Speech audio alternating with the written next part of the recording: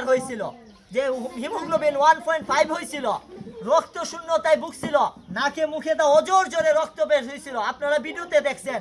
ওই অবস্থায় বাইজিৎকে সিলেট উসমানী হসপিটালে নিয়ে যাওয়া হয়েছে।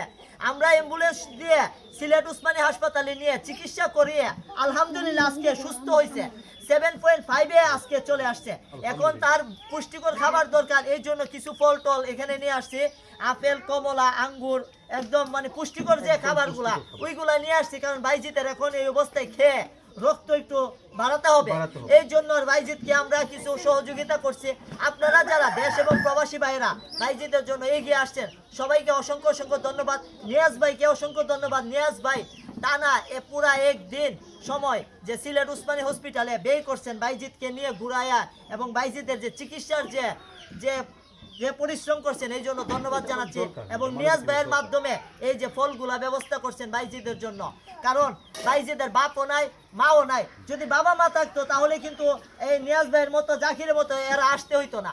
বাবা মা নাই দেখে ওনারা আসছে, দায়িত্ব নিছে। বাইজিদ আলহামদুলিল্লাহ বাইজিদ এখন সুস্থ হয়েছে। সবাই দোয়া করবেন বাইজিদের জন্য।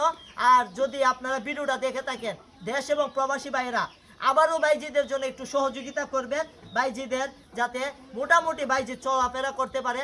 এবং আরও কিছু ডাক্তারের রিপোর্ট আছে, ওই রিপোর্টগুলো চিকিৎসাগুলো যেন সঠিকভাবে করাইতে পারে।